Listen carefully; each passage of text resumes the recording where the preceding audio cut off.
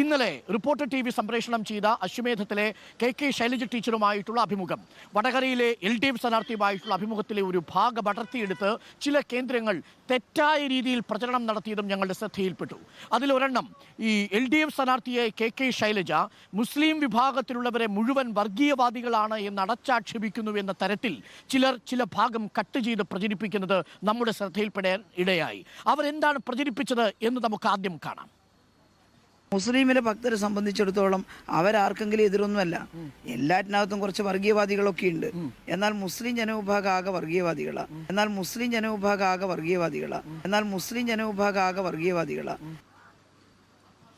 മുസ്ലിം ജനവിഭാഗം ആകെ വർഗീയവാദികളാ എന്ന ചോദ്യചിഹ്നത്തെ മുസ്ലിം ജനവിഭാഗം വർഗീയവാദികളാണ് എന്ന് KK ശൈലജ ടീച്ചർ പറഞ്ഞു എന്ന് വരുത്തി വ്യാജ പ്രചരണം നടത്തുകയായിരുന്നു ഒരു കൂട്ടർ.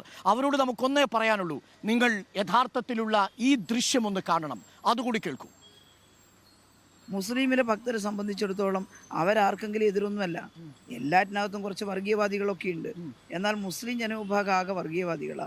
ഞങ്ങൾ ഡൽഹിയിൽ സമരത്തിന് പോയപ്പോൾ അവിടെ ഫാറൂഖ് അബ്ദുള്ള പങ്കെടുത്തിരുന്നു, ജമ്മു കാശ്മീരിന്റെ മുൻ മുഖ്യമന്ത്രി.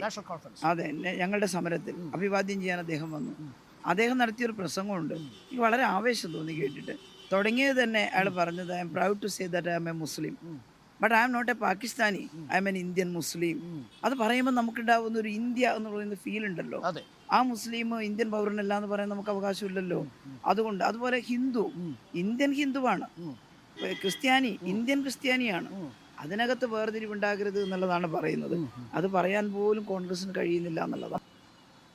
ഇത്തരം വർഗീയമായ വ്യാജ പ്രചരണങ്ങളിലൂടെയാണ് മണിപ്പൂരിൻ്റെ സ്വസ്ഥത ചില മനുഷ്യർ കെടുത്തിയത്. സമാനമായ പ്രചരണം ദയവ് ചെയ്ത് കേരളത്തിൽ നിങ്ങൾ നടത്തരുത്. അതിന് റിപ്പോർട്ടർ TVയുടെ പരിപാടികൾ നിങ്ങൾ ഉപയോഗിക്കുകയും അരുത്.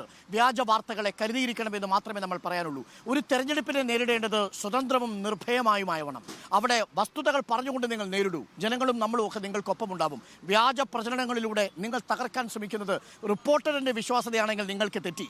പലതും വന്നിട്ടും കുലുങ്ങിയിട്ടില്ല, പിന്നല്ല ഈ വ്യാജ പ്രചരണം. ഒന്ന് പോം പറഹേ എന്ന് മാത്രമേ നമുക്ക് പറയാനുള്ളൂ. പക്ഷേ നിങ്ങൾ കരുതിയിരിക്കുക, വ്യാജ പ്രചരണങ്ങളെ നേരിടാനും തുറന്നു കാട്ടാനും ഇപ്പോൾ അധിക സമയമൊന്നും വേണ്ട. നിമിഷങ്ങൾ കൊണ്ട് തന്നെ ഇതൊക്കെ എക്സ്പോസ് ചെയ്യപ്പെടും. അതിന് പിന്നിൽ പിന്തുണ ആരെങ്കിലും നൽകുന്നുണ്ടെങ്കിൽ അവരതിന് വെച്ചിരിക്കുന്ന വെള്ളം അങ്ങ് വാങ്ങിവെച്ചാൽ മതി എന്ന് മാത്രമേ നമുക്ക് പറയാനുള്ളൂ. ഇനി